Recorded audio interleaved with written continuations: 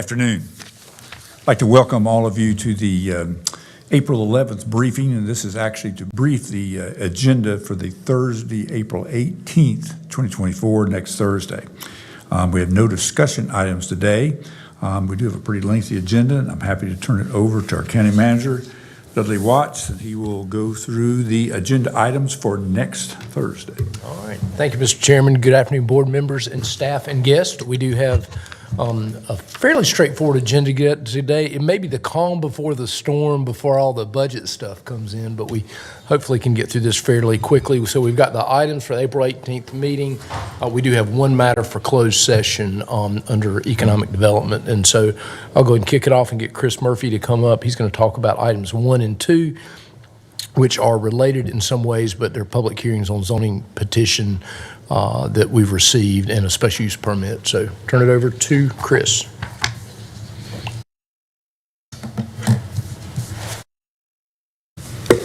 Thank you, Mr. County Manager. Good afternoon, Commissioners.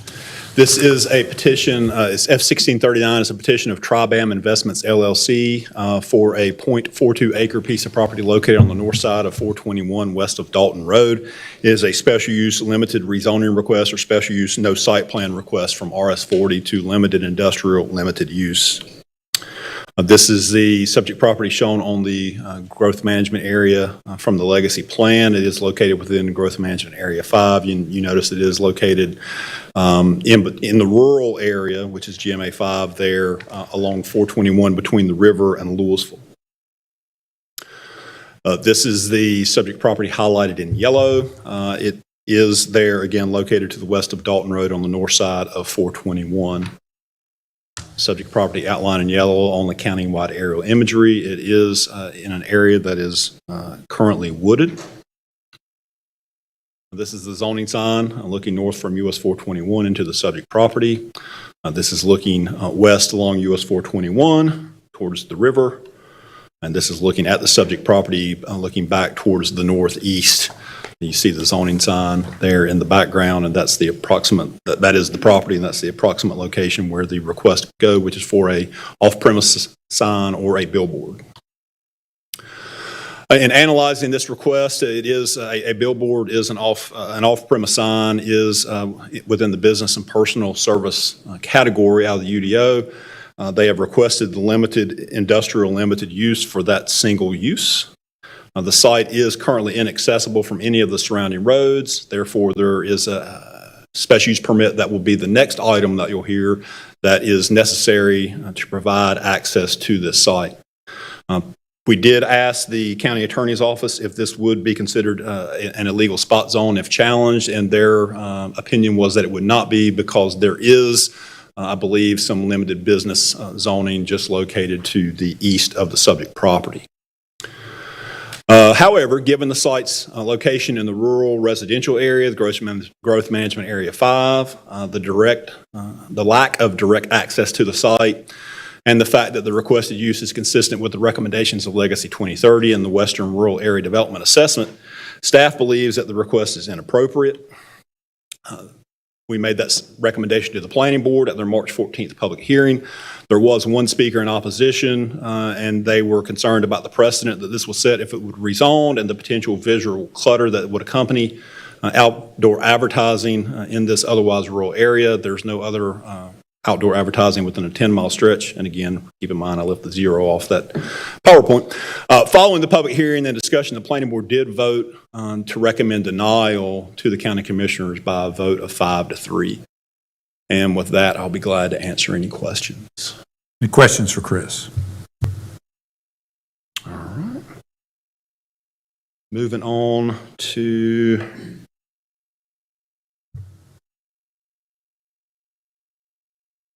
the next item, again, that is related. This is the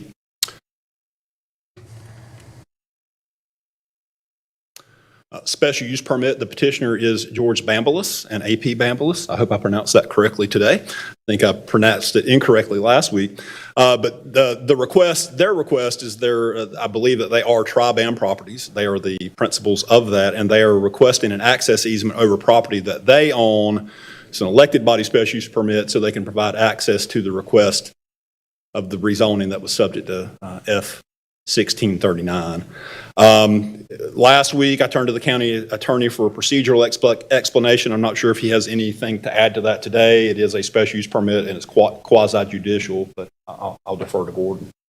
I believe you may have in your presentation the 4 findings of fact that are required, which you're going to go over, so I really don't have anything to add to that. But as Chris has said, because it's a special use permit, it is quasi judicial, which means that for this item, you should not speak to anybody outside of the actual hearing next week. This is different from the other item, even though they're connected by use. This is, again, the subject property shown on the Legacy Growth Management Area Plan, located adjacent to the site we just saw for F1639, again, in the rural GMA5 area between the Yadkin River and Louisville. This is the subject property outlined in yellow. Again, the purpose of this request is to provide an off-site access easement for a use that's not permitted in the underlying RS40 zoning district. And again, that does require an elected body special use permit.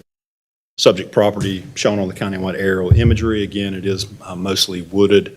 I believe that if you see the site, well, here are the photos. This is looking north along Dalton Road, subject property to the left. Looking south along Dalton Road, the subject property is to the right. This is looking east across Dalton Road. The subject property is behind this perspective. And this is looking west along Dalton Road. The subject property is on both sides. And again, this is an access easement. So there is a driveway that gets onto the subject property and to the billboard should it be approved. And what this would do is place an access easement over this driveway that would provide a legal means of access to a use not allowed in RS40. That's the site plan. Again, it's basically a survey that shows the easement and shows the driveway location. These are the 4 findings that Gordon mentioned earlier. The finding related to will not materially endanger public health or safety if located where proposed. It's our belief that this would not pose a threat to public health or safety. The second finding is that the use meets all required conditions and specifications. The finding from a staff and planning board perspective is that yes, this would meet that. The subject request meets all the UDO requirements if this were to be approved. The third finding deals with property values, and we are not an expert in that area, so we do not make a determination regarding that. You have to utilize any testimony that you'll hear at your hearing regarding that finding. Finally, for finding 4, that the location and character of the use that's developed according to the application and plans submitted and approved will be in harmony with the area in which it is to be located and in general conformity with Legacy. Again, we're not talking about the billboard, we're talking about the access easement. So I think from our perspective that you could find on that finding that you could say yes, that it does meet the character and location.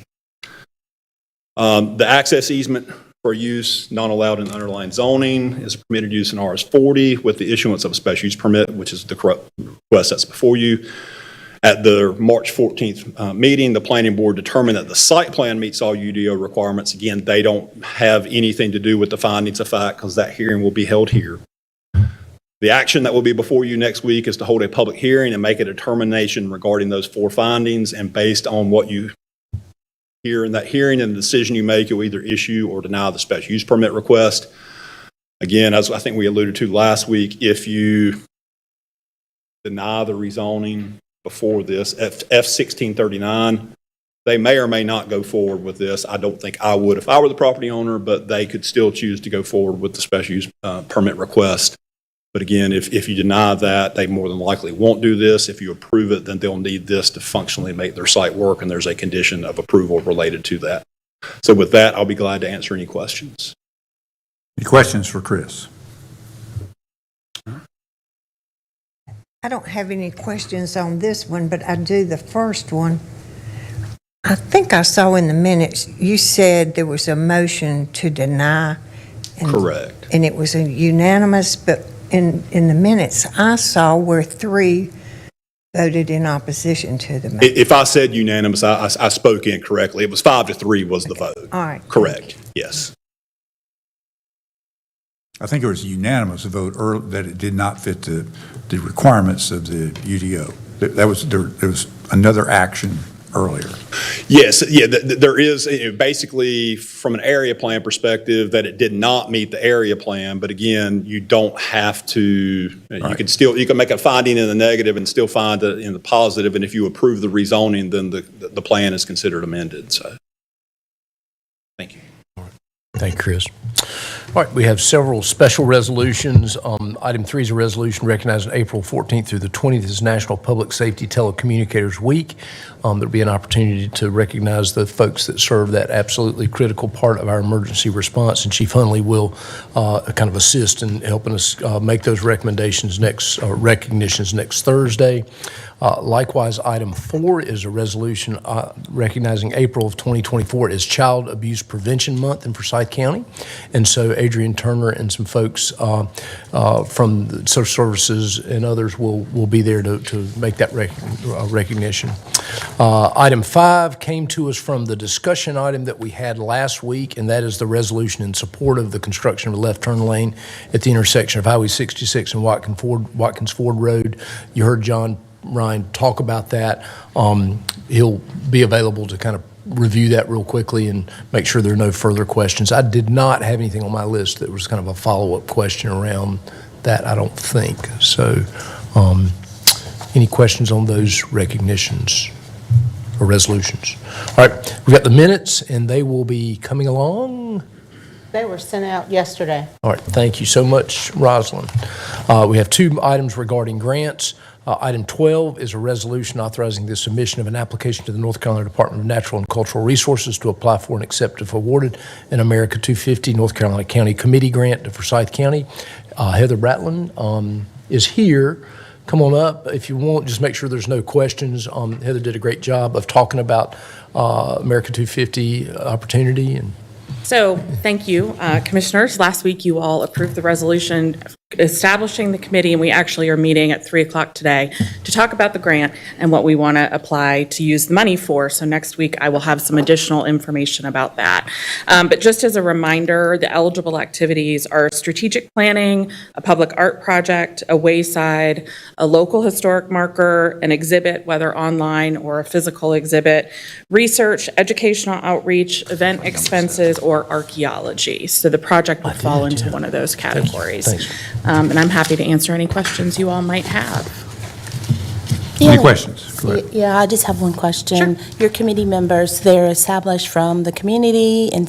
Yes, so the meeting that we're having today is sort of a small steering committee for the group. So we have representatives from the Historic Resources Commission, Muse, who's chairing the group, the African American Heritage Initiative, the African American Archive. We've contacted the Hispanic League. They can't make it this week because of their gala, but it's a diverse group. And then for our May meeting, we're going to invite all the stakeholders, which is all the municipalities, kind of all the cultural and heritage groups, really anyone who wants to participate. Okay. That is the goal. It is to be I heard a few of the robust, groups, so that's good. Broad. I like it. Thank you. Yeah. That's all, Chairman. Thank you. Look forward to hearing the ideas. All right. Thank you. Thank you. Gordon brought it to my attention that I flipped pages too quickly, and so I jumped through some budget and finance items, so I'm going to jump back to those, and I apologize. Item 7 is an amendment to the 2016 Schools Capital Project Ordinance. It appropriates interest earnings to pay for the yield reduction payment owed to the IRS related to the 2019 A and B General Obligation Public Improvement Bonds. It's a lot of words, but since it is tax time, it's an appropriate item to bring forth. So, Lee Plunkett. Thank you. Good afternoon. The item before you appropriates $174,407.98 of interest earnings from the bond-funded 2016 school CPO, and it's to pay the IRS a yield reduction payment as required by their codes 103 and 148. So these IRS codes cover what we generally refer to as arbitrage rebate compliance. And since we anticipate more of these payments in the future, I wanted to give a brief primer on what it is as we go forward. So at a very high level, when the county sells bonds, we receive those bond proceeds, and then we invest them to earn interest until we have to use those proceeds to pay our capital project bills. And at the same time, the county begins paying debt service on those bonds, which includes principal and interest. And the IRS says if the county earns more interest from those investments than the interest that we're paying, then any excess amount we owe back to them. Just again, at a high level, it's there to prevent issuing more bonds than are necessary, to issuing earlier than necessary, they provide that tax exempt, cheaper bonds for us, and so they just don't want us to abuse it. So we generally refer to this as arbitrage, but the IRS actually calls for two different calculations. And so the first is the arbitrage rebate calculation, and that's essentially starts from day one that we sell the bonds, and if we don't meet certain benchmarks in spending, then we could potentially owe this rebate. The second is an excess yield calculation, and this only kicks in after we haven't spent bonds past 3 years. So day one of year 4 is when this calculation starts. And so the payment that I bring forth today is related to this second type of calculation. And so with the recent spike in interest rates since 2023, our invested bond proceeds have earned interest at a much better pace than we have in the prior about 13 years. So that hasn't been an issue. We haven't had to talk about it in over a decade, but now, with the rate environment that we're in, this is going to be an ongoing issue going forward. And this particular payment is related to our 2019 general obligation public improvement bonds. And so I just wanted to be clear as well, talking with our arbitrage rebate calculation provider, which is Bingham, they do indicate that this is not any negative stance for us as far as our tax exempt status. It doesn't put that in danger. It doesn't automatically trigger any type of audit. It's essentially saying, it's not fun to pay the IRS, but we're in a good interest rate environment, so that's a positive. So I'm happy to answer any questions. Any questions? Thank you. Straightforward. Thank you. Great, thank you, Lee. And I just want to shout out to the finance department and to Lee and the leadership that we are complicated because of our debt leveling plans and all those types of things, and so there's a lot of work that goes into that, and it's really all been operating within a pretty strong plan. So thanks to those folks. Appreciate it, Lee. Item 8 is an amendment to the fiscal year 2023-2024 budget ordinance that appropriates $231,802 from the North Carolina Department of Health and Human Services. It's Agreement Addenda 719, and I'll let Camila Pleasance brief us. Thank you. Good afternoon, Commissioners. Approval of this amendment will allow appropriation of an additional $231,802 from the state to the Forsyth County Department of Public Health under Agreement Addenda 719, which is the Bridge Access Program. And these funds will be used to increase access to COVID-19 vaccines for those who are uninsured and underinsured. Any questions? I do have an unrelated question. Maybe you can answer. Are we still giving vaccinations, and are they for free? They are. At the health We are. department? Yep. Okay, thank you. Thank you. Thank you, Camila. Agenda item 9 is an amendment to the fiscal year 2023-2024 budget ordinance that appropriates $73,795 from North Carolina Department of Health and Human Services, and Nicole Pretty will review this. Good afternoon, Commissioners. The Food and Lodging section of the Environmental Health Program receives funding annually from North Carolina Department of Health and Human Services under Agreement Addenda, 874. This year, they're receiving $73,795, and these appropriated funds will be used to support the activities of the Food and Lodging section. Any questions? Good. Thank you. Thank you, Nicole. All right, Aisha Carter is going to come up and review items 10 and 11. Item 10 is a resolution approving the community-based juvenile delinquency, substance abuse, and gang prevention plan for fiscal year 24-25, authorizing its submission for state approval. And then you've got a second revision to the current plan. So Ms. Carter will review. Good afternoon, County Commissioners. If not, I can show it.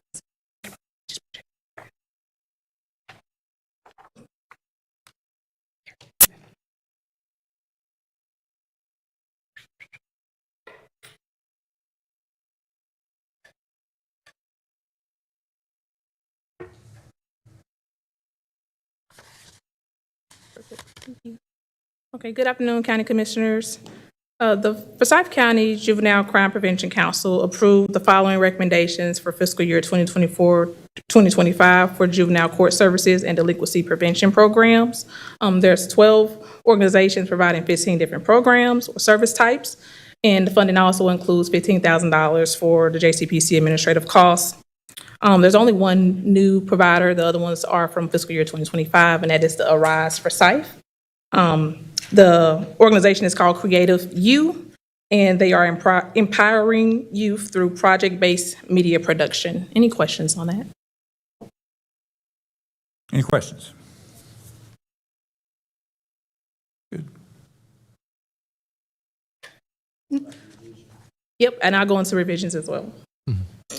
So for the revisions, on April 1st, JCPC met and approved a revision to fiscal year 2024 funding plan to release a total of $15,377 from two programs, YWCA's Teen Court Program, as well as the Insight Human Services Psych Evaluation Program. Both organizations no longer needed the funding, and $3,800 was reallocated to Triad Restorative Justice, their Impact Circles Restore Program, and $11,527 to the YWC Work and Earn It program. Any questions there? I assume both of those can, without amendment, can still be, is the deadline June 30th to spend those? Yes. And so they already have kind of in the queue, the awardees and so forth, they know that they're going to be able to spend that. Yes, they've done their third quarter reporting, and everybody's on track to spend their funds. Any other questions? Thank you. Okay, thank you. Thank you, Aisha. All right, we took care of item 12 because of my error, and we'll jump to item 13, which is a resolution authorizing the execution of the necessary documents to receive funds from Duke University to conduct a 4-year research study on the effectiveness of delivering automated external defibrillators by drone on cardiac 911 calls. You've got an adoption of a grant project ordinance that's related to that. And I think that, Randy, are you going to kick off with Sheriff Kimbrough, or so whoever gets to the podium first, I guess, is going to kick off. We'll see what happens. Good afternoon. Hey. It's good to see you all.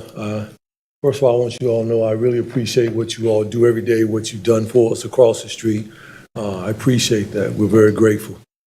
Today, we just wanted to brief you on the partnership with Duke University, Heart Association, as well as EMS and Emergency Management. And so basically what it is, it's a relationship that began about a year ago with the drone of the first responder program that we've been doing for 2 years now. We were contacted by Dr. Starks of Duke University Research Center, said that they had received funding from American Heart Association to try to proof of concept, the first in the United States, by delivering a drone using an AED to drone to deliver the AED. And so we sat down with them with AeroX and decided, could we actually deliver this? Could we do proof of concept to see could we deliver AEDs using drones? And so we began that concept, that conversation, and about 3 weeks ago we were able to do proof of concept. And so we're here today to basically brief you, to let you know that Forsyth County, as always, we've been the first to do a lot of things in this region, but as in first in flight, this will give us a chance to do it, to be the first in the United States of this America to do that. And so I'm excited about it, and we couldn't have done what we've done this far without you all. And I want to publicly say I appreciate having you all as my commissioners, the love and support that you've given me. Sometimes we don't see eye to eye, but always I love you, and I just wanted to share that with you and publicly say that. So I'll get out of the way and let them begin the presentations and the slide presentation. Thank you.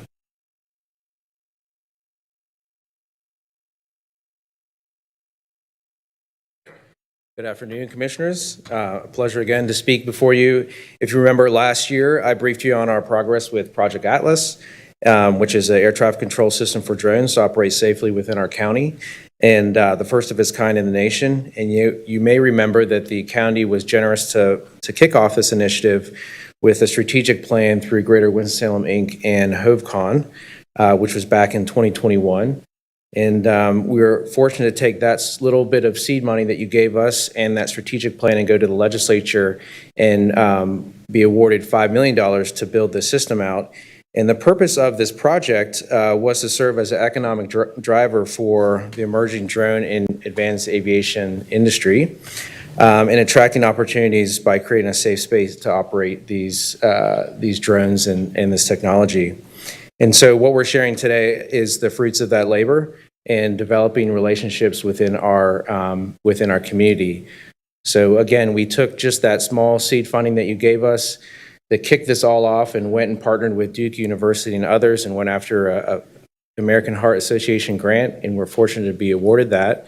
And because of that grant, we're excited that we can improve the healthcare outcomes of out-of-hospital cardiac arrest by using a drone to deliver an AED quickly to the scene of that incident. And so we'll go to the next slide here. And so one of the reasons Duke University American Heart Association was really interested in Forsyth County is because they were looking for a place that we could conduct these safely. And part of the reason we can conduct this safely is because we have the sheriff's office operating, but we also have this project that the legislature and the team here has helped fund. And so we can conduct this safely in our backyards. And so that's why, again, this is the one location in the U.S. that we can really see the benefits of AEDs being delivered with drones. And so with that, I'll pass the baton on to Kimberly with Duke University. Before you leave, I have a question, if you don't mind. Back recapping from August the 17th, when you brought this to us, I had a question relative to whether the area in the northeast ward around the airport would be encompassed in this, and you were working that out. So where are we with that? So it is encompassed, all of Forsyth County All is of it, encompassed in okay. this. So we were able to cite 2 radars.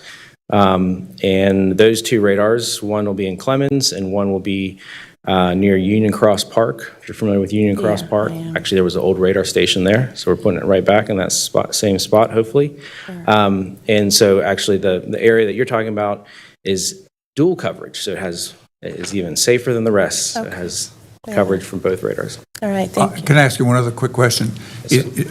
I think, as I understand it correctly, you actually have the capability of covering about 7 or 8 counties. We're covering some of the surrounding counties as well, but our focus when we cited them was to completely cover Forsyth County. Turns out we made a good decision on the radars, and they can actually detect a lot further when we tested them than we thought. So yeah, I'm pretty excited. Can you refresh my memory on what the small seed money was? I believe it was $375,000 that was in 2 tranches. I think the first was $150,000, and then the second would have been the remainder. Sorry. So, and that was I think both of those were in 2021. And they were actually awarded to the chamber directly. Yep. Greater For the I Winston-Salem. just didn't remember the small amount. Yeah. I was trying to figure it out. Any other questions? All right.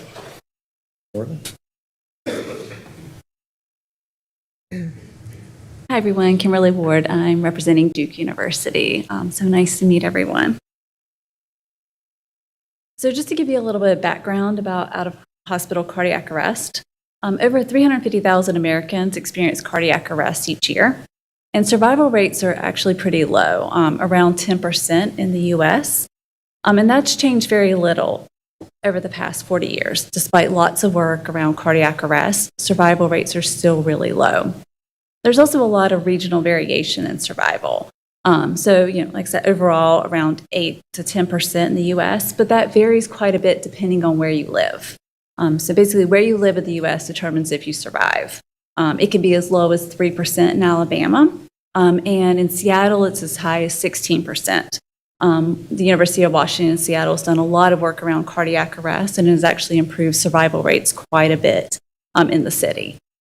So there's just a lot of variation, right? And our work is to kind of help close that gap so that more people can survive that have a cardiac arrest.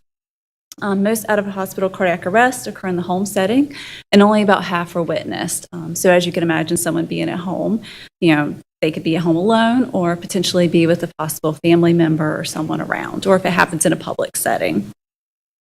And every minute in delay in starting treatment is, associated with a 10% reduction in survival. So we're talking about something that very few people survive from, and you have to act quickly. So every minute matters, every second matters after a cardiac arrest. So just a little bit more background in it. Bystander AED applications in the U.S. are pretty low. So, we're talking about automated external defibrillators that, someone in the public would be able to use quickly after a cardiac arrest. Again, those are low. And there's quite a few reasons for it. Some of the things is, they don't always know where all the AEDs are. And so sometimes if, someone calls 911, they might not know that there's an AED around, depending on how it's tracked and where it's located. And so some of that kind of causes some of those, issues with like AED applications. And sometimes, if it's at home, there's not one that's anywhere around. And so basically you're relying on first responders or EMS to come, be able to defibrillate someone. And first responders get there faster than EMS. So it takes EMS, at least somewhere around 10 to 12 minutes to respond. And first responders can get there more quickly. The issue with that is that they don't always have AEDs. So if we're thinking about, across the U.S., even across the county, there's volunteers that respond to cardiac arrest, and they don't always have AEDs on their vehicles. And also, the idea of like law enforcement being involved in out-of-hospital cardiac arrest, it's not systematic across the country. So, it tends to vary how they respond to cardiac arrest. And so our thought with this is that AED delivery by drones may help, close some of these gaps. So, right, a drone can get there much faster than, law enforcement or EMS. So if we can get an AED there quicker and a bystander can, apply that AED, we can help close this gap with some of our survival rates. May I ask a question? Oh, really quick? sure. If you can go back. Yeah. So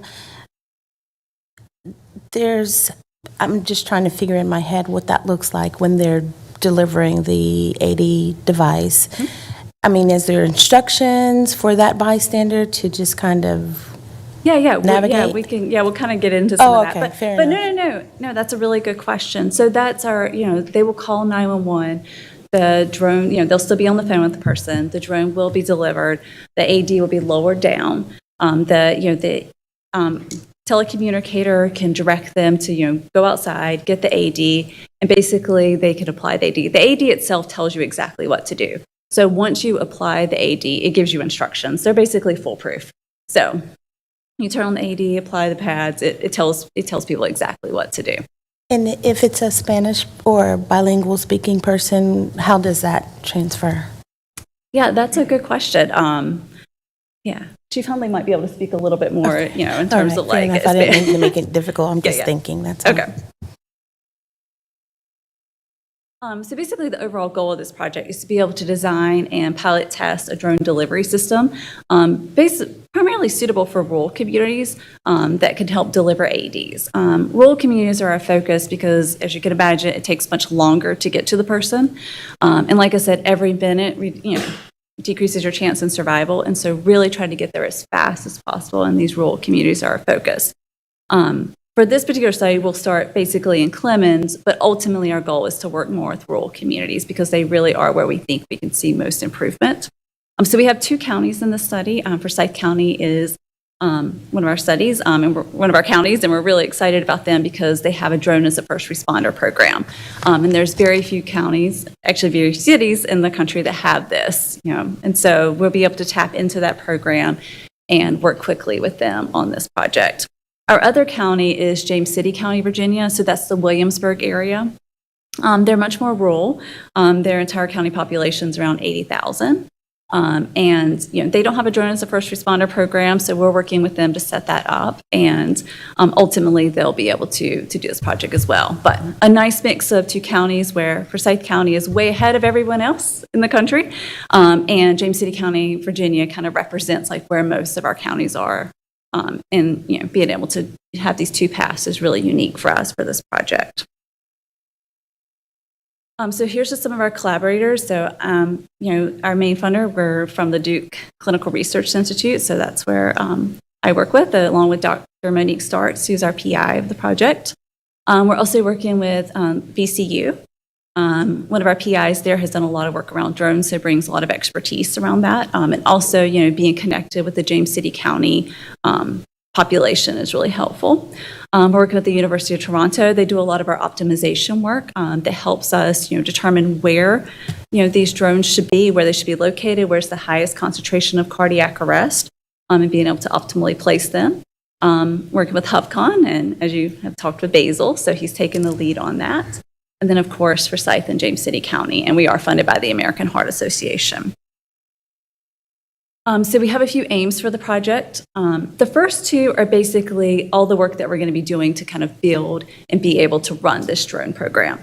So there's a lot of optimization work that has to happen. When I say that, we're thinking about like, where do cardiac arrests occur? And like being able to look at those zones, because we can easily be able to see like where the majority of cardiac arrests happen, and how do we place a drone in that area to have it in the best spot that's going to have the most impact on the community.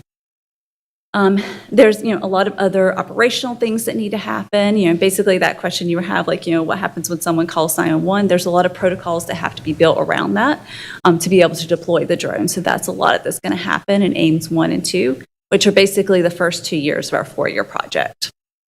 And then aim 3 is our later project years that'll happen in basically years 3 and 4. And that's where we're going to pilot test this. And we're going to see how effective it is. Does it get there faster than EMS? Does it get there faster than first responders? Are we improving survival rates? And we're going to do that in 2 urban and 4 rural communities.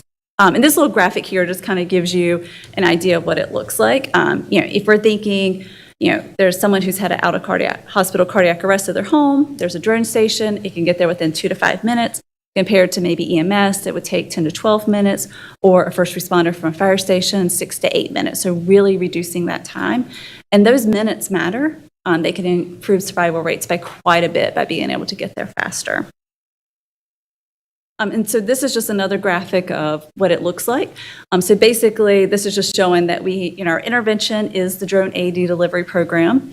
And then we also, our control that we're comparing it with is just standard of care. So the drone AED will not be operating like 24 hours a day. And so those times that it's not, running, we'll be able to compare that. That will be considered our controls for the study. And again, the pilot study will span about 18 months. Chief Hudley, you want to talk about the cardiac arrest statistics? Good afternoon, Commissioners. Specifically in Forsyth County, you can see really the things that stand out here on this slide are the AED application with 5.4% by bystanders and 45.9% by first responders, which is a great number. A lot of those first responder numbers are the fire department that provides those or puts their AED on before we get a public access AED there, which is why this particular project is so important for us. May I ask, Chief, while you're there, for comparison, do our local fire departments in Forsyth all have AEDs on their? Yes, sir. And we're actually, the AED that we're targeting to purchase for this project is the same AED that the fire departments carry, which is also compatible with the LifePak cardiac monitors that we carry. I figured that our professional departments did. I just wanted to confirm that our Yes, volunteers do as well. Yes, sir. Thank you. And Commissioner McDaniel, to answer your question, most AEDs have pictures and lights on them that will flow around so that it will tell you what the next thing is. We do have, to the best of my knowledge, translation services available through our 911 center. When someone calls in, they can call a number and get translation. We do have a number of Spanish-speaking folks that work for the department as well. But so it's not a perfect solution by any means. And to my knowledge, there's no AED that's made that says push for English or push for Spanish. But I wrote that down, so that's a good piece. But the AEDs we have, you can push and it actually talks to you while Yes, you sir. do it. So it's telling you, as well as you can understand 1, 2, 3, 4. Yes, And sir. it also tells you, one, puts it, and tells you that stuff. Yes, sir. There's an AED on the wall out there, and if you went out and got it right now, you could just press the on button, and it would talk you through everything you needed to I do without thought so. any training. And it looks like it wouldn't take much to have that second button for Spanish. That's that's a fairly simple issue. Might have to copyright that, but yes, sir. Yeah, it's a fair question. We work with a lot of AD manufacturers, so maybe it's something that we bring up during our next meeting with them. Are you going to talk about the app in the next section, the telephone piece? Not the app. You're just talking about, if I read the advanced materials correct, that you're hoping to get nearby. The point. Yes. Who's going to talk about it? Okay, that's why I was asking where you're going to talk about it. Otherwise, I have a question about that, but go ahead. No, it's definitely a good question and definitely around AED delivery. So this map just shows basically Forsyth County. And this is just basically a heat map of where cardiac arrests occur in the county. And so based on our optimization work that I was talking about, you can see here that it takes about 9 drone stations to cover the majority of cardiac arrests that happen in the county, which is actually a fairly small number. This is actually similar to like what we've seen even in Wake County. That's a much larger county, having about the same number of drone stations. So for this particular project, we are going to fund 3 drone stations. They'll have 1 drone each, and each drone station will have 3 AEDs. And the reason behind having multiple AEDs is, say, maybe the drone's deployed, the AED went out with it. The AED needs to still be retrieved there, and if another cardiac arrest occurs, having multiple AEDs there that are available to go out as needed. And basically within this line, you can see, like, if you can see these smaller lines, they're like within the 3-minute zone, which are the circles around there. And those larger kind of more dotted lines is our 5-minute drone coverage. And that's what we're trying to aiming to get between that 3 and 5 minutes there. Before you go on to the next slide, do you happen to know the reasons for the 2 real hot spots shown in the heat map? Just where people live. Mm-hmm. Yep. So while you're here, one of the other questions... She might be able to describe it a little bit better, just knowing the cardiac arrest data from the county a little better. Yes, sir. That actually aligns with where our call volume density tends to be. So we run about a cardiac arrest a day somewhere in the county. And so that heat map really does align with where our call volume in general is, for the most part. I will just say that I'm a visual person, and probably having a video when you do the test may be helpful for me. This is all great information, but to be able to see it, we saw some of the other drone activities with the Sheriff's Department and how they work, and that was helpful. But I think putting together some type of video once you do the test may be helpful. Yeah, it's definitely, we had a demonstration day the other day, and I was thinking I should have put that video in there so that you guys could have seen it. I think we're actually trying to do another Actually, a public event. Right, a public event where we're going to invite the commissioners and do an actual test. The proof of test that we did 2 weeks ago, we captured some of the video, but we decided let's reconvene after we met with you all. Then we're going to do a with you all. Yeah. That's good. And we would show you kind of the start to finish. Start to finish. Thank you.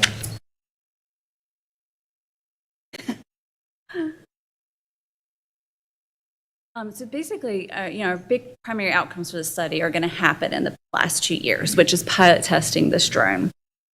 This is just some basic statistics. I won't get too far into it. But basically, we only need about 10 out-of-hospital cardiac arrests to have at least 90% power, which basically just means that's a pretty good chance of making sure that you're actually detecting something that you see within at least 4-minute difference. And the 4-minute difference we're talking about here is how quickly can the drone AD get there compared to EMS or fire? Which one gets there faster?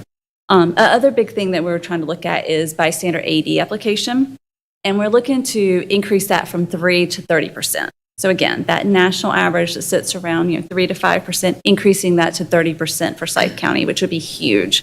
That would be a huge increase compared to like anybody else is doing in the nation. So that's primarily what we're looking at here. Sorry, Chief, I keep bringing you back. So this just gives you a flow of kind of what we're doing and how this is working. So Sergeant Mullins with his team, along with Jessica Lowe, my communications training officer in the 911 center, has put together a pretty robust protocol.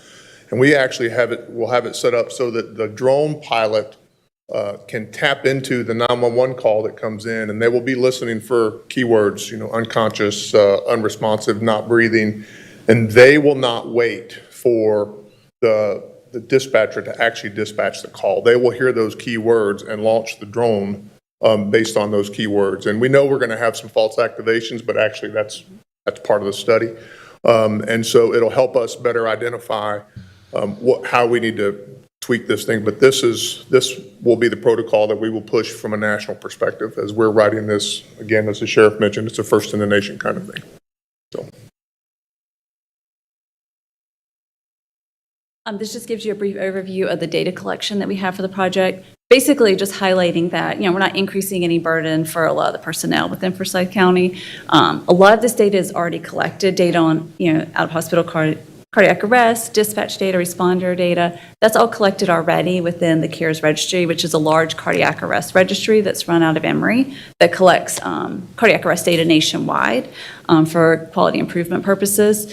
And then a lot of the drone operations will be collected directly from the software. And then we have a simulation study, which I'll talk a little bit about in a second, that we plan to do. So here's just our timeline. So just like I had talked about earlier, years 1 and 2 is really where all of our planning goes in, developing all of those protocols, determining exactly where we're going to, put our drone AD stations. All of that's going to happen in the first 2 years. And then the last 2 years of the project will actually be running the drone, doing all the pilot study. There's also a simulation study that we're going to do, primarily because as you were looking at that heat map, you'll see that most cardiac arrests occur where people live, right? So in the cities.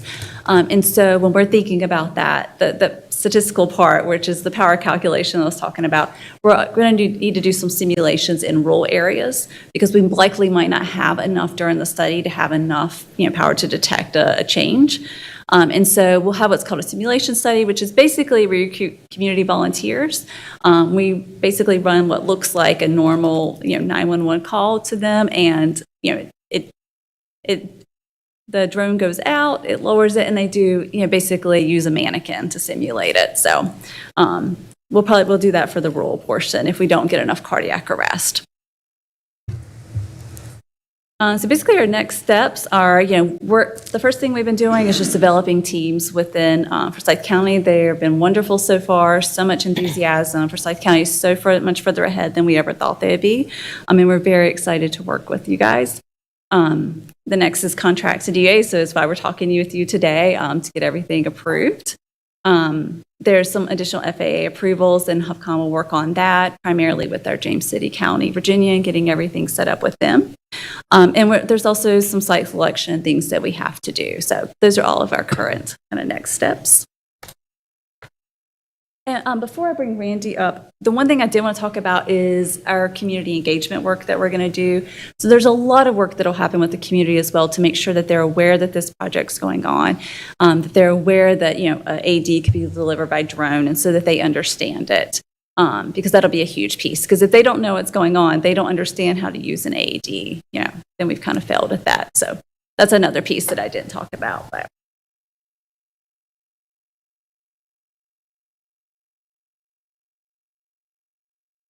And finally, Part B of this item is a grant project ordinance. The total is $459,200 for the entire 4-year project. We will spend it on $120,000 on 4 part-time drone operator positions.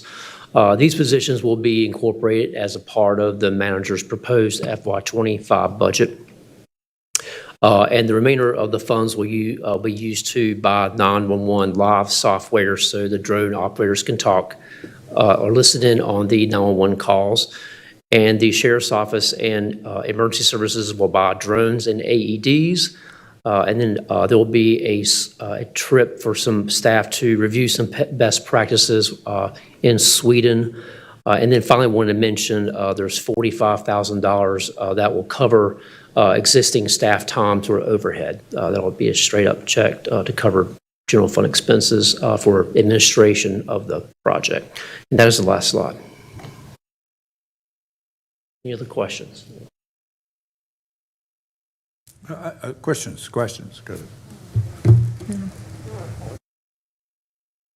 I think obviously we've got some planning to do. But correct me if I'm wrong, did I not read in the materials, I read in the materials about a way to involve more people who were trained, where there's an app I thought that was already developed, and so when the call comes in, there actually is if there are people out eating dinner nearby and they're close enough in this circle that they could actually go because they are trained. That's actually item 15. Oh, is that a separate? Yeah, thing? it's pretty cool. So we can jump right into it if you want to. But it can obviously operate in conjunction with this, right? I mean, could. We will be working on that. That's one of the things that Dr. Starks, who is the cardiologist that's heading this thing up, is very interested in, is how we can incorporate the PulsePoint app into this project overall. It is not part of this project, though. Yeah. Chief Hunley, go ahead and do item 15. Item 15. Yeah, then we'll bounce around because 3 of them are Chief Hunley. See here. So item 15 is a resolution authorizing the execution of agreement with PulsePoint Foundation for us to purchase PulsePoint. And PulsePoint is an app that you download on your phone, and there's actually 2 apps. There's the PulsePoint for just the notification of a cardiac arrest, and then the second app, which is incorporated with the first app, but it's technically 2 apps, is to tell you where the location of the closest AED is. And so, as I mentioned, we average roughly a cardiac arrest a day in the county, and we've got a pretty high. I think the number that was shown in the last presentation was about a 49% bystander CPR rate. But we know that a lot of that is also first responder driven, and so this is an opportunity for us to actually get into the community. Folks that are trained in CPR that, just like you say, if you're sitting at a restaurant and your phone goes off and it notifies you that there's a CPR within, a 0.1 or 1 or 2 tenths of a mile radius that you're willing to help, you can go to, it'll take you right to it. GPS will provide you the walking path to get to wherever the patient is. And you can start CPR, bystander CPR, right? And we're really pushing hands-only CPR. That's where the American Heart Association and the Red Cross have pushed towards. But it will also tell you where the closest AED is if that AED is registered. We have about 600 AEDs that are registered in the county through our dispatch center. And so we will push to get those AEDs into the PulsePoint app. That's coming from the initial dispatch, if you will, that sends that out is coming from our dispatch, right? Yes, sir. This app. It's the same kind of thing that once that's also, when that dispatch is being picked up in the drone centers, the drone's going to be sent there. And so at some point, that would actually be the same thing. If somebody responds, the drone would be on the way. Yes, sir. So that's item 15. So we're looking. Big picture, this will happen much sooner than a drone. Yeah, because I understood the app's already available, it's finding people, getting people to do it, it could be immediately available. Yes, sir. Yeah, this resolution is asking for the $10,000 to get the application up and running. The PulsePoint Foundation has agreed to comp us the fee for the rest of the fiscal year, which is 2.5 months away, but that's 2.5 months we don't have to pay for. And then we've got it built into the manager's budget. Is it 911 eligible? It is not. It is not. No, sir. It should be. They're working on it. Yeah. Actually. It needs to be 911 Yes, sir. eligible. But And how will that get recruited? Because that was a part of it, just like we heard about the marketing at the end of this last item. How does that, so that people will actually download that app? And is there a registry of people that are CPR certified or some way to contact, some way to get that? So we will beef up our own marketing. I've been working with Ed McNeil's group on this kind of stuff, on what we're trying to do here. PulsePoint Foundation provides a bunch of marketing material for it as well. And we will load things up on our website. We'll do, the Mr. Longworth show. We'll get on the radio show and talk about this at the radio show. And then the other thing that we're really trying to do is step up our own community outreach and training. I know Winston-Salem Fire Department, they have a community training branch, and so anywhere we can get this into the folks that are actually out there doing the community first aid CPR training, we will make sure that we get them information to let them know that They could choose to this is a download it, thing. and Yes, sir. that's obviously a group of people just trained. Yes, sir. In hands-on CPR. Yes, sir. Yeah, I think it'll become a part of that. When you go get certified in CPR, you'll have a choice if you want to be part of that network or not. It has profound possibilities. It's pretty cool. Yeah, no, that's good. That's great. Thank you all. And Sheriff, thank you for the, stepping up there with it, all of a sudden kind of jumping out there, and then all of a sudden there are more applications coming. Todd, we couldn't have done it without you all. Oh. You all, Go ahead. Go ahead and answer, and then I'll recognize Commissioner I said, Bassett. we couldn't have done none of this without you all. You all funded a lot of ideas that we originally started, everything from the Arctic to the drone, even to the app that you're talking about, the 911 app that allows you to hear before the call is dispatched. You all have funded all of those innovations, and because of you, we have the chance to change the atmosphere as it relates to cardiac arrest. And, when I saw us do the first proof of concept, the whole county team was working together from EMS to Damon's team to Ed McMahon when we was brainstorming this, talking about how we're going to push it out to the public. It was exciting times to think that this county and all of us are going to be responsible for bringing this the first to the United States. And so I thank you all for your time. I appreciate you. Always good to see you. Love you all, and thank you for your support. Feeling better about the investment, Sheriff. I appreciate that, Doc. Thank you. Commissioner Bassett, go ahead. Thank you. The fact that we have had two separate presentations on approaches to dealing with out-of-hospital cardiac arrest, just in the course of this half hour, takes me back to my question I asked a moment ago about the heat map. It seemed to have hotspots that were more specific than just population density. I think it would be useful to have that map superimposed on a municipal, more detailed map of Forsyth County to see if there are other factors that can be identified that some of our folks could suggest other useful approaches to. Yeah, and some is clear. I was guessing age is probably at least one of those. I'm thinking kind of what I would think general age of populations in certain areas that's exactly the first thing that came to my mind. It seemed possible that those two hotspots were associated with the largest retirement facilities in the community. Yeah, so what I was thinking. Concentration of those. If so, then that would suggest a particular line of approach. But if there are other factors involved that we can identify from comparisons. There are a couple of other things that the PulsePoint app will bring to us. So ideally, we would be able to store or to place Narcan with our AEDs. And we would also be able to place tourniquets using the Stop the Bleed program with our AEDs so that if anything like that happens, when you call 911, that information is with the dispatch center and they know. So you're not wrong. The heat map is tied to really more the retirement communities. Okay. And we know that 72% of our EMS calls are inside the city of Winston-Salem. That's part of what you see on those heat maps. And then Clemens during the daytime and up off the University Avenue, doctor's office, where the doctor's office is, and around Medical Park, around the hospital complex. That's where we get busy. And all of it will be captured in real time. So Joey, if I may ask, I'm just expounding off your question because that's a great question, and it leads me to my specific question about Northeast Winston-Salem. So this project is being tested out of Clemens, correct? Yes, first, and that's through 2027? 4 years. 4 years, okay. Yes, ma'am. And then it will be readily available for Forsyth County as a whole. So part of, and Kimberly, if she's Because still in the here. map. Right, that's so not what we're looking to do is proof of concept, as the sheriff mentioned, with Clemens and the drone as a first responder program in Clemens. Okay.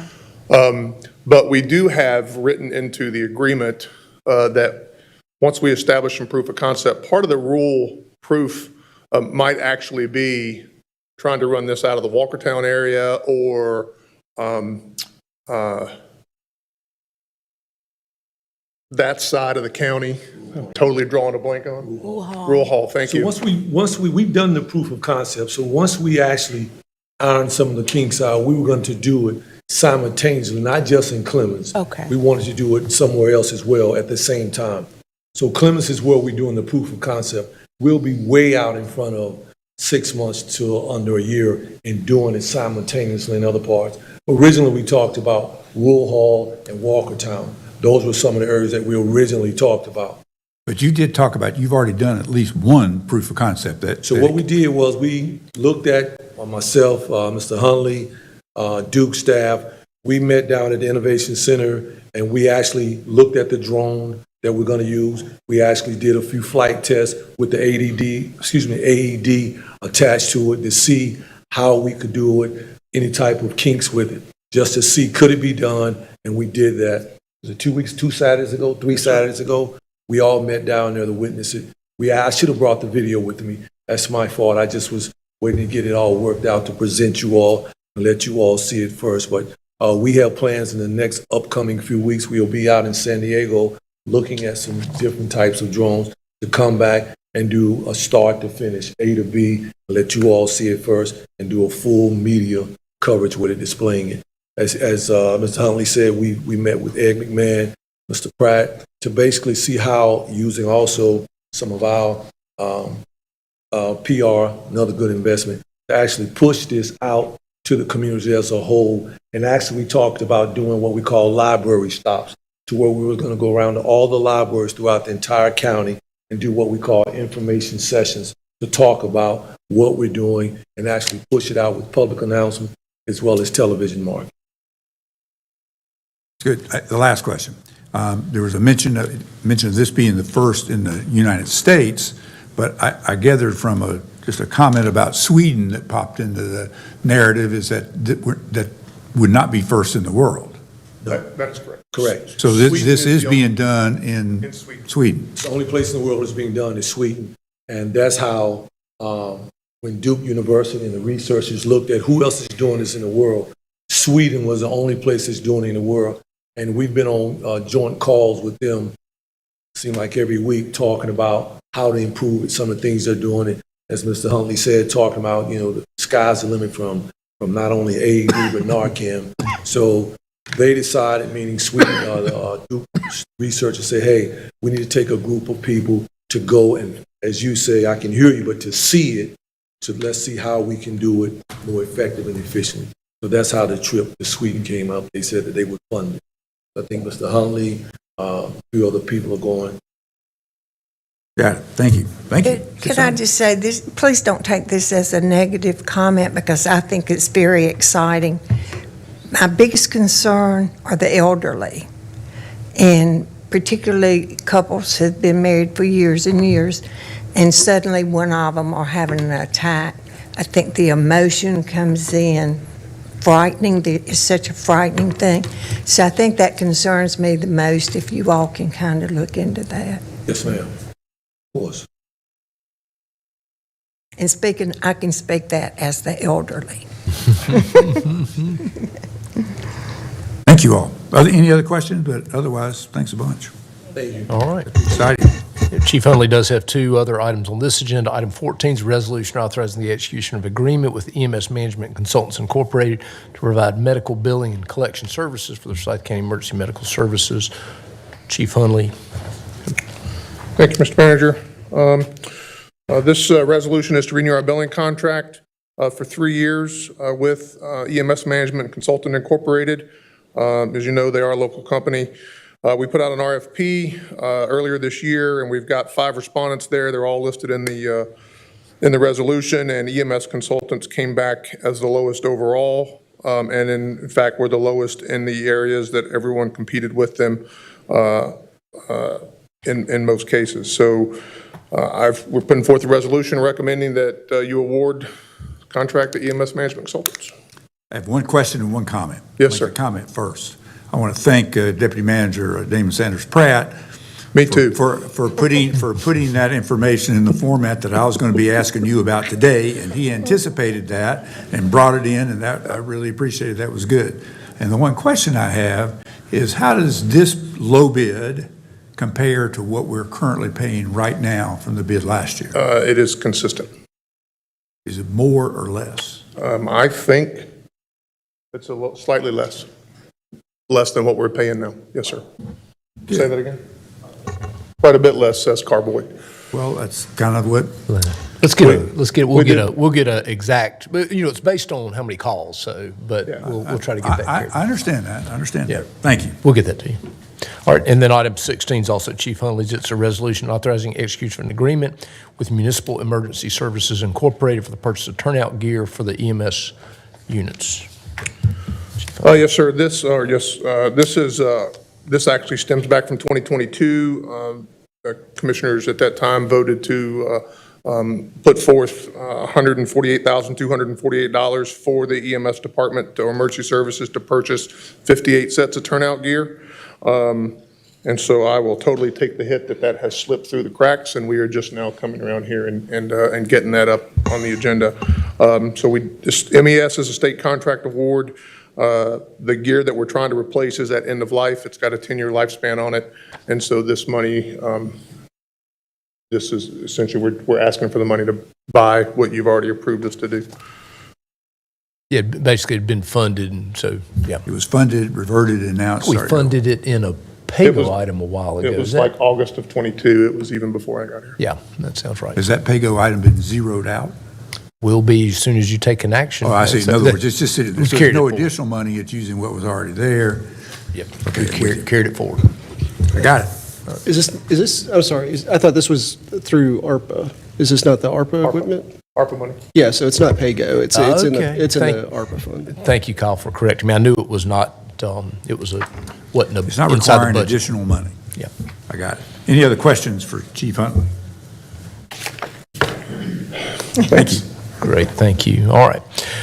Item 17 is also in the arena of public safety. It is a resolution awarding a contract for inmate health care delivery services for the Law Enforcement Detention Center to NAFCare Incorporated. Randy Hunsucker, the Sheriff's Business Officer, is going to review, and I believe Captain Petticord saw you somewhere, might have a role in this one, so. Hey, good afternoon again. This is a very brief presentation. I wanted to mention to help answer any questions you have. Joining me today is Major Henson with Detention Security Operations type questions. Denise Price is here for behavioral health questions. Valerie Stewart is the Jail Health Clinical Monitor in Public Health Department. And then also from NAFCare, the On-Site Medical Unit Administrator, her name is Ann Carell. So they'll help me answer questions today. We have to first acknowledge the outstanding group of individuals across many departments that assessed the proposals that came in from the service providers. This is a lot of extra work to review these very large documents, and they did an outstanding job. So thank you to all these folks here. Real briefly, jail medical services are governed by state law and the administrative code, and there are the citations that you can check out. For the past 20 years, we've had just two providers, NAFCare from 2004 to 2009, WellPath and Correct Care from 2009 to 2021. The board awarded the current contract to NAFCare in 2021, and we're at the start of at the end of a 3-year term. It did have the possibility or option to extend 3 more years, but really the industry, the market has changed so dramatically with inflation, labor shortages that was just not sustainable. So we rebid it out to make sure we're getting the best prices. Because we're really seeing some huge increases in healthcare labor cost. I've been told from the NAFCare that they have seen a 20% increase since we executed the current agreement. Healthcare labor shortages are persistent and will continue. According to national trends, they're looking at a 7% increase in healthcare costs this year. We're also still seeing growing mental health demands, increasing costs for pharmaceuticals, And then finally, sort of the newest thing that we're seeing is increases in oral and dental health issues, possibly due to meth use, but also because inmates are staying longer at the facility and it's tripping that they have to have an annual exam. So there's some more hours you'll see later. But we're trying to do some cost controls as well. We have higher credentialed staff from the service provider to reduce those off-site trips to local healthcare providers like specialty units or the hospital. And that also prevents detention officers from having to go off-site as well. Early identification of mental health and substance use issues. And the NavCare uses an in-house pharmacy so they can better manage those costs of pharmaceuticals. As far as the process, in September, we sent a request for qualification RFQ out to 10 providers directly, and 5 provided qualifications, responded to it in October. 1 communicated they would not participate in the process, and that was Correct Care WellPath. The top 3 qualified providers submitted cost proposals at the end of December, and the assessment team, what we were looking for was the lowest responsible bidder, but we were going to take into consideration levels of service and clinical practice. Real quickly, these are the vendors who and where they're from that submitted proposals. Armors in Miami, Qualities in Indianapolis, Medco's in Richmond, NavCare in Birmingham. Advanced is also near Nashville, along with WellPath, and they declined. The assessment team looked at past performance and experience, including reviewing for the vendors we've not used and don't know that much about, some reference checks. We looked for a demonstrated understanding of what we were looking for. There were 21 technical requirements. Some examples of those were their staffing plan, their pharmaceutical medication distribution plan, their mental health plan, and there were many others. And real quickly, the contract that we'll be considering today has several parts that are going into the cost. There are several fixed costs. The first is to manage, and the biggest part of it is to manage and operate the on-site medical unit. The second thing is to any inmate that cannot, if they need services that they can't handle on-site or taken to a local hospital or some other specialty unit, the contractor will administer, pay those bills, look at those claims for us, sort of third-party administration. The next one is the variable cost, and this is one that the vendors do not control that. This is a county decision. We provide, we estimate what we think the off-site costs are going to be, the county's share. We pay 50% of the cost. And then the final elements there are the new behavioral health unit, which is for the men, and the women's intervention program. Those will be annually looked at pending outcomes and funding. If I may ask a question right here relative to Medicaid or any other insurances, are they filing for these insurances, and what happens when our inmate residents have insurance and they're not utilizing it towards? Usually, they would lose insurance if they stay in our facility for a certain amount of time. And we are going to continue having conversations with the vendor about filing for the Medicaid funds. That's something we're looking at with them as well. Yes. All right. Thank you. Gordon, do you want to respond to the Medicaid issue's been a huge issue, and It has been, and what Randy said is absolutely correct. As you may know from going to NACO conferences, when even someone who has not been convicted, when they go to the jail, they automatically lose Medicaid coverage.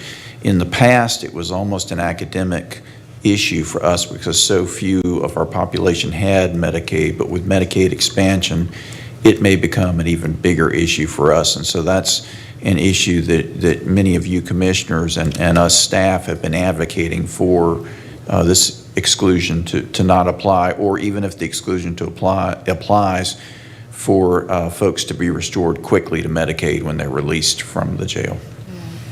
All right, thank you. I wanted to briefly talk about those off-site costs. Different local governments handle it differently. You could arrange a contract so anytime an inmate goes to a local hospital or some other facility, that service provider pays 100% of the cost. There are pros and cons of that. It's going to be, they're going to charge you more for that. However, what the concern would be is that the service provider would try to save money and not send anybody to the hospital when they should. So that's something of concern.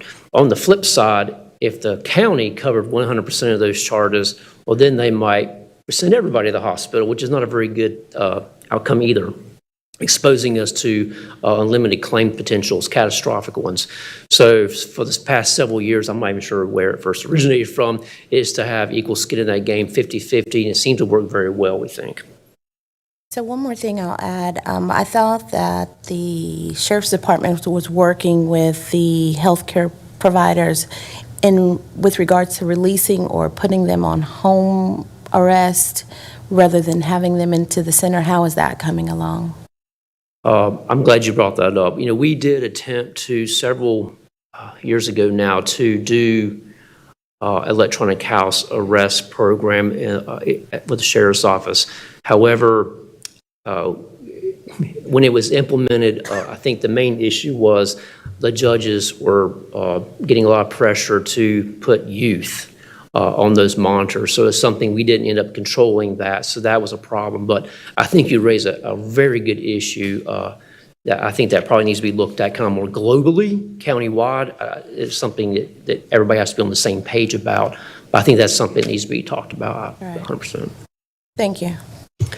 This slide is the assessment scores and the cost. These costs exclude the off-site claims. NAFCARE received the highest score, about 102. The highest potential score is 110.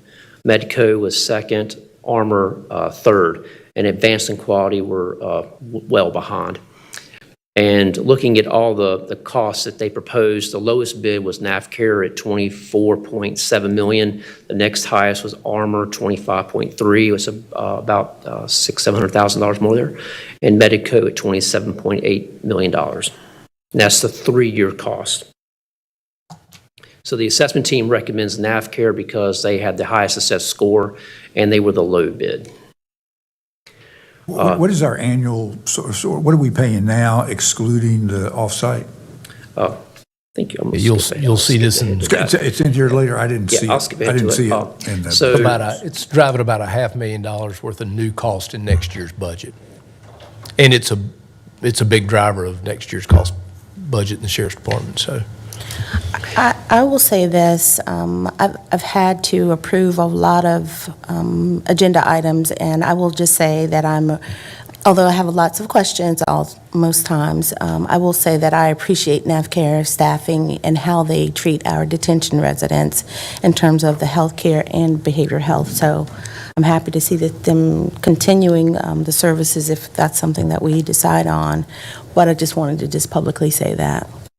Yes, ma'am. This slide here is the NAVCARE staffing plan.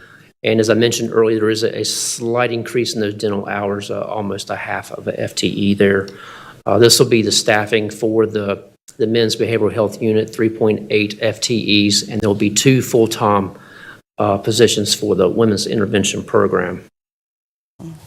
In the agenda item that you're considering the award for, it is for a 3-year fixed cost for the on-site medical unit of $19.5 million.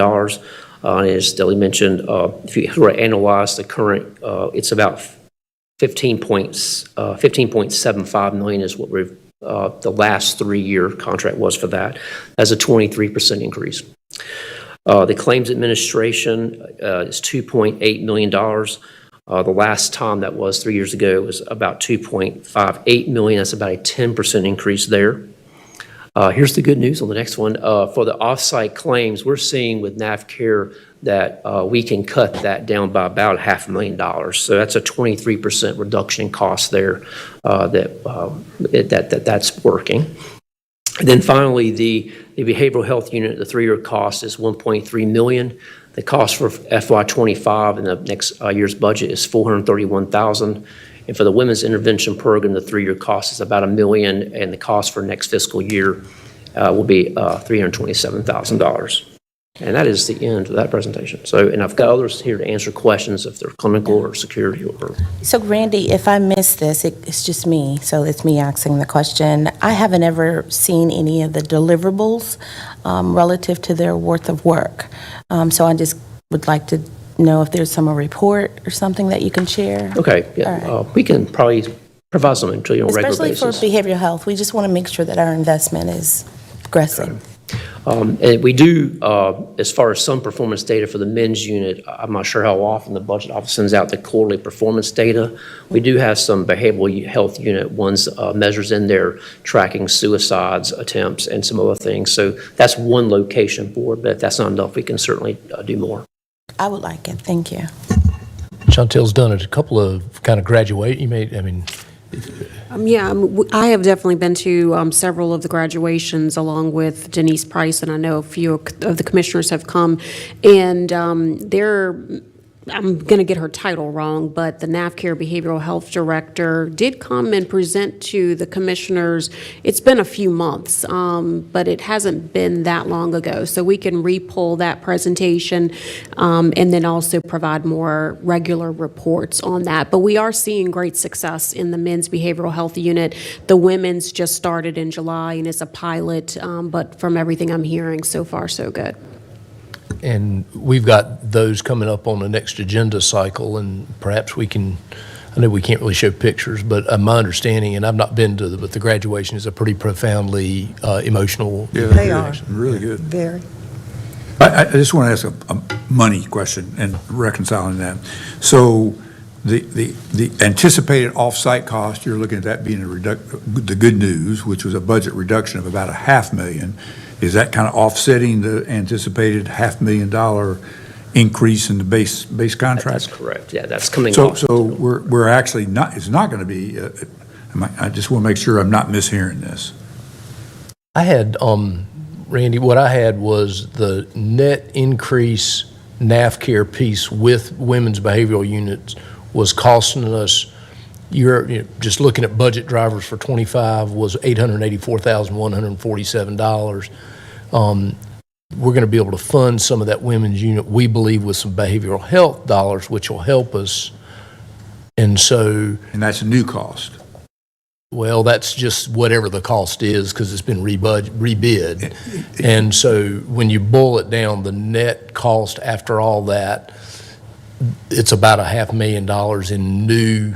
And the women's intervention program, the last time was not a full year. Yeah, right. So That's what I knew that. Yeah, right. So this would be the full year. I mean, but we're spending still more. talking $500,000, and he's talking about the anticipated off-site being our share being $500,000 less. That's what I'm getting at. Yeah. You wrap all that up, and that's what you end up with. Yeah. So It minimizes itself. Okay. Thank you. Yeah. And the other thing I'd say is because Randy did a good job. He, NAVCare did have a 3-year extension. I couldn't get our head around the numbers that they were coming back to us with.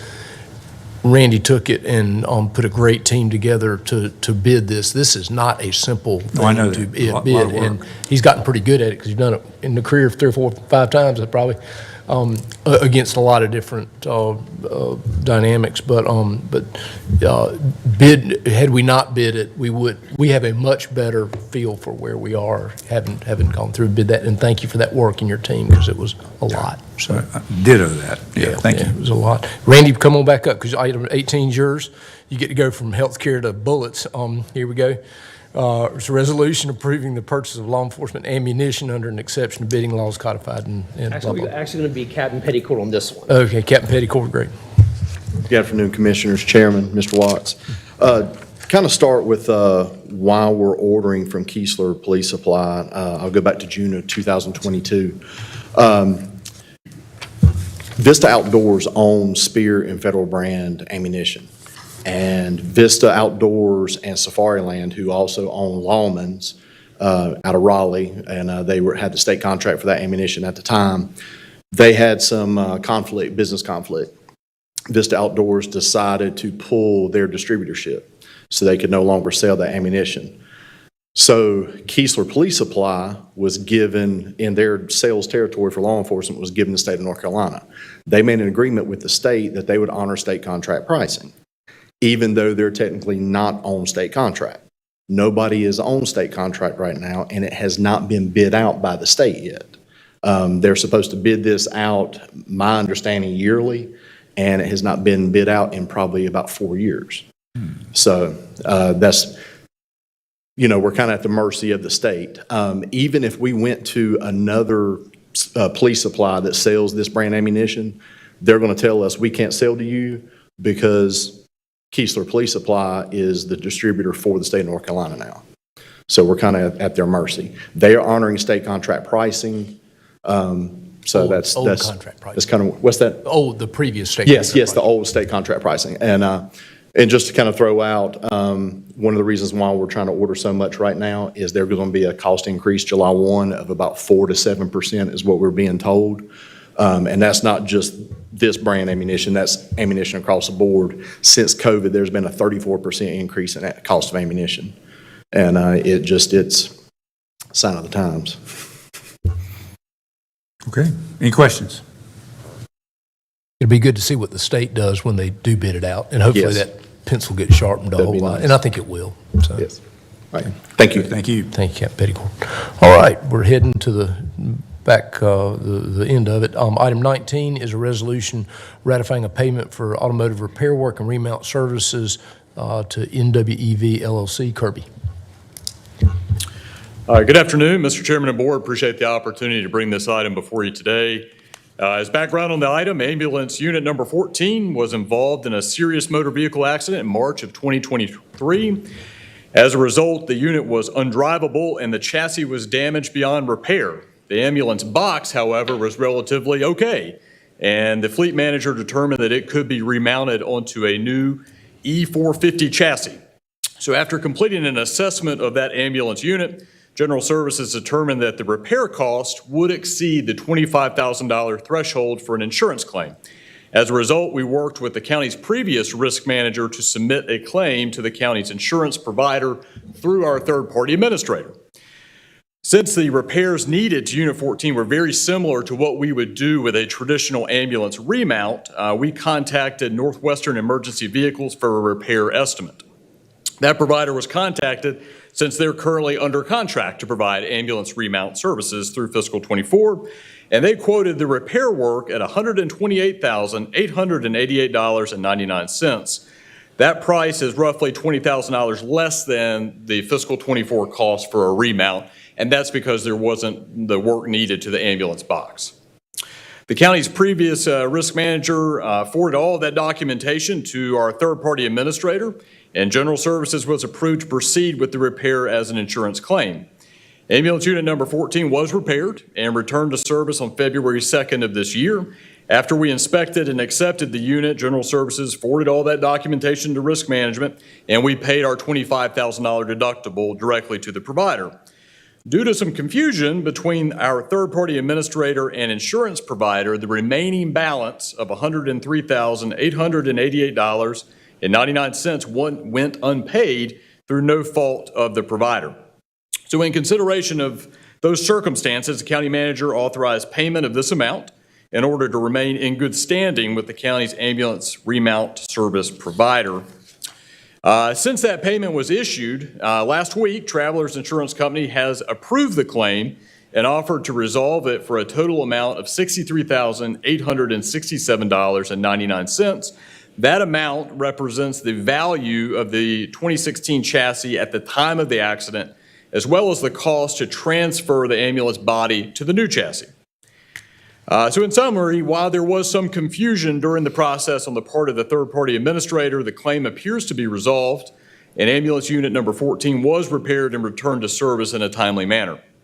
So this resolution requests that the board ratify the $103,888.99 payment authorized by the county manager to Northwestern Emergency Vehicles, NWEV, for the repair of ambulance unit number 14. And so there's a little bit of a story there, obviously, and I'm happy to answer any questions the board may have. I've enjoyed listening to you. I'm sorry, sir? You have done a superb job of explaining everything that took place, and I actually understood it. Well, my boss is sitting in the back, so I appreciate that. I'm trying to, there is probably one thing I don't understand. I guess probably my reading of that was that essentially the third-party administrator agreed with, that it was insurance would pay, and I thought they were going to pay the full 102. The lesson, you go ahead. I was just going to cut to the chase. The lesson is when you get something in writing. Yeah, I'm not sure we understood, at least at my level, that this was not a replacement cost policy. It was paying for the current value of the unit at the time. And so that was some confusion there. And as the county manager said, we would have been good to get that in writing. So do we need a new third-party administrator? So that really goes beyond the general services scope here. I know our HR director, Shannon Hutchins, is here, and they administer the county's insurance coverages and policies now. She's standing right behind and she's behind me. I can get out of the way. Good afternoon, Commissioners. About your question about the TPA, that is currently under bid. So we're bidding that right now. We've gotten some proposals back, and we're in the review process of that. But to address the question or the comments about the insurance, we have talked with our insurance consultant, and the vast majority of personal and commercial auto policies are on actual cash value instead of replacement cost. There is a program called the Volunteer Fire Insurance Program. Most insurance companies will not insure for replacement cost. But there is this program, the Volunteer Fire Insurance Program. We are working with our insurance consultant to see if we can get quoted for the coverage, but it's highly unusual to be offered the coverage. It's generally done with some volunteer fire departments who don't have the means to replace a vehicle. So under this program, the replacement would only be applicable to ambulance or fire vehicles only. It's not clear if this type of insurance would even be beneficial for us. We would have to see what we could get, if we can get it, and what that cost would look like. Yeah, I think we'll study it. I think what we're going to find out is the cost of insurance is going to be really high, and we've got sufficient reserves and we've got a sufficient mechanism there. What happened in this case was a debate about what's replacement cost, what versus repair cost, and some of that. Well, is it not true in the sort of, I'm talking about just sort of personal automotive insurance? I know nothing. I know, but I could write what I know probably on my thumbnail. But the point is, I thought that once, if the vehicle is declared totaled, then they're going to pay this fee that's going to be, well, what a comparable one would be, and it's kind of based on that. But when they agree to fix it and say it's not totaled, I thought they paid for what it cost, because they usually would get there, and they sort of handle it. The insurance companies handle it, sort of says, you go to here, these are our guys, they're going to do it, and they're going to pay the cost. I thought where you really lost money on those accident deals is when it was totaled, it was worth a lot more to you, particularly than what you would get in the payment back. You really couldn't had a hard time replacing that. But I was trying to apply that same analogy. If it wasn't totaled, then they should have been agreeing to paying the cost. Yeah, I think for an organization our size, the idea of buying replacement cost coverage for everything that we have would be way out the roof. And so, and we've got a better financial plan and mechanism. So I think we're getting ready to talk about it. We look at those deductibles every year, and what we really what insurance is for us is, particularly with automotive type insurance, is really just a financial plan. What do we do when something's going to get damaged, and what do we do when it happens? If you try to fully insure it, you're going to probably pay way I understand overpay. that. I won't belabor it. I'm done. Yeah, but this was a tricky one about, was it totaled, was it a repair, what have you. So, all right, Just before we move on, let me just make sure I understand what happened here. So serious damage, chassis totaled, but we pay Northwest to put the box on a new chassis. Yes? That's correct, sir. It's very similar to what you would contract for a remount. The box was okay, a little bit of damage, and so we basically bought a new chassis, and we then paid them to put that on there. Yes, sir. And we knew we had a $25,000 deductible, so that was paid up front. Yes, sir. At this point, the insurance company has settled with us to pay us $62,000 of the remaining costs, but we owe Northwest about $103,000. So So this is to pay Northwest what we still owe them. So right. So we had a $128,000 invoice for Northwestern. We paid our $25,000 deductible directly to them. Then the county manager authorized to pay the balance. And now Travelers is going to pay us directly then for the settlement costs less our deductible. The only reason it's in front of you right now is I didn't have authorization to spend that much money. We needed y'all to authorize it. Otherwise, you wouldn't have heard this at all. Which makes sense. I just wanted to make sure I understood. Thank you. Yes, sir. All right. Item 20 is a vehicle matter as well. Scott Angel's going to come up and review this. It's a resolution awarding and authorizing a contract for the purchase of 5 Nissan Sentra cars out of some COVID money. I'll go ahead and say that. Good afternoon, Mr. Chairman and Board. General Services is requesting approval to purchase 5 2024 Nissan Sentra sedans for use by the Public Health Department. The purchase of the vehicles was planned for by Public Health within their projects and is being funded with proceeds received under NCDHHS agreements.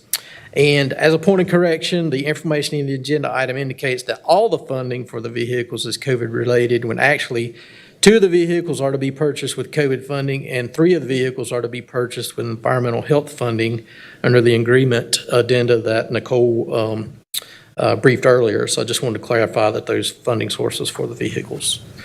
2 of the Sentras will be additions to the fleet and assigned to new public health positions. 3 Sentras will be replacement vehicles and assigned to food and lodging division staff. All 5 Sentras are in stock and available at Modern Nissan here in Winston-Salem.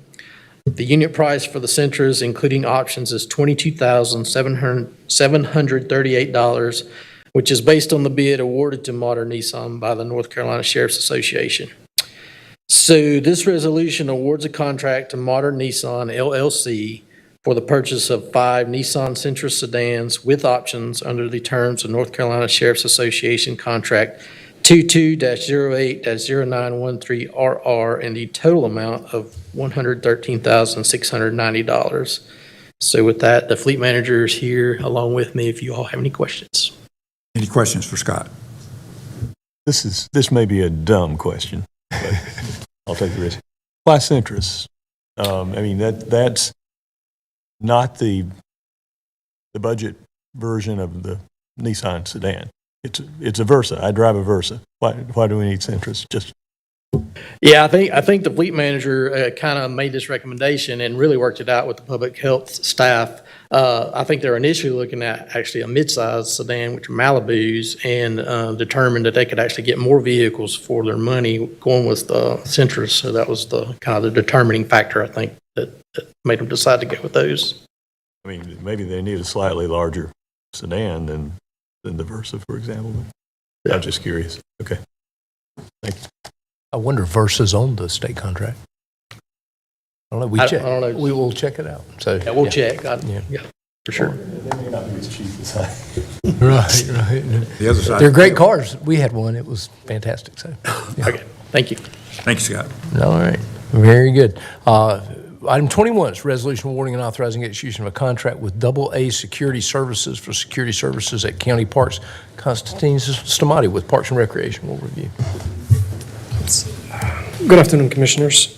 The item for your consideration today is a resolution authorizing execution of an agreement between Forsyth County and NA Security Services for unarmed security services at all county parks. On February 29, 2024, a request for proposal was issued directly to 32 businesses and additional to city-county general solicitation. As a result of this action, we received 5 bids and opened by city-county purchasing on Tuesday, March 19, 2024. Following an internal discussion and evaluation, A&A Security was selected as the vendor with the most responsible and responsible firm, providing the lowest cost for the required services. The agreement is for 3 years, and the county has the option to renew the contract for 2 additional years for a maximum of 5 years. The net change from year to year is a $9,000 decrease, or a 4% less over the previous contract price. And we already reflect that number in our requested budget for FY25. And with this, I will be happy to try to answer any questions you may have. Are there questions? I wish Chairman Martin was here to hear the $9,000 decrease, but okay. Yeah, well, I'll make sure he knows that. Great job, Constantine. Thank you. Yep. And last but not least, I think John's always at the very last of our meetings, but it's not because we don't think you're awesome. It's a resolution authorizing execution of an amendment to the agreement between Forsyth County and Vincent Valuations for real estate. Just happy to be here, last or not. Thank you, and good afternoon, Commissioners. Your approval of this item would amend a not-to-exceed portion of a contract we have with Vincent Valuation for real estate appraisal services related to the 2025 countywide reappraisal. The not-to-exceed portion would increase from $100,000 to $175,000, and that would cover us through the end of the rest of the year. In the current year, these funds are being covered by our salary savings within tax administration.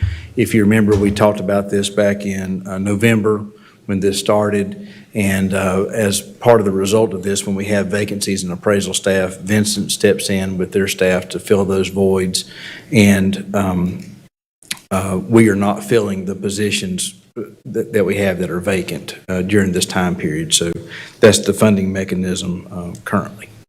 Okay. Questions? Thank you. All right, thank you, John. And I was just reminded, because it was actually not on my list, but it is on the printed agenda. Damon's been working with the folks at the North Carolina State around cooperative extension and the agreements between them. And so Damon will review that. Thank you, Mr. Manager, Chair Wisenhunt and Commissioners. So Forsyth County contracts with North Carolina State University for employees to staff the local cooperative extension office.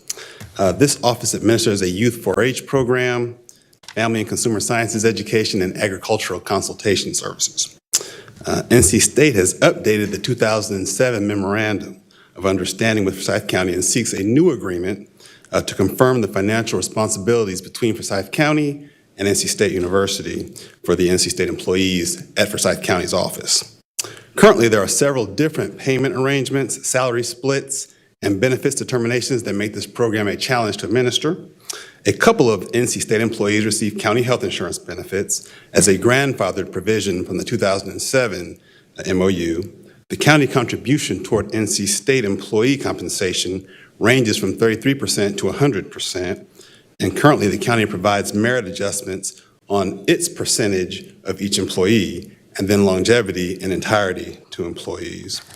Over time, this causes a spread in compensation from employee to employee between the county share and the state share, increasingly growing on the county side because our benefits have been richer over the last period of time. And the longer somebody's here, the greater that spread becomes. So in the memorandum of agreement that the commissioners are considering today, the county would move away from this arrangement and to a more consistent and logical payment arrangement. NC State employees will receive state benefits and health insurance.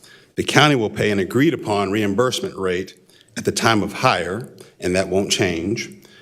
Current employees today, their status will be unchanged, but as employees terminate, resign, or retire, they will be replaced with employees under the set payment arrangement.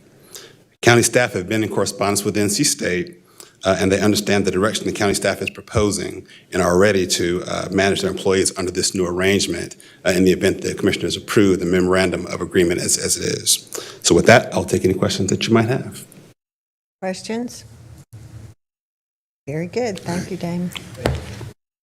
All right, last item, unless there's anything else, is just the closed session motion. Go ahead. All right, need to ask the board to consider a motion to go into closed session to consider a matter relating to the location or expansion of industries or other businesses in the area served by the public body, including agreement on a tentative list of economic development incentives that may be offered by the public body in negotiations pursuant to the provisions of North Carolina General Statute 143, 31811A4. And since there's no other business to come before the board at this meeting, following the closed session, the meeting will be adjourned. You move approval by Commissioner Bessie. Second by Commissioner Linville. All in favor, raise your hand. We are adjourned. Being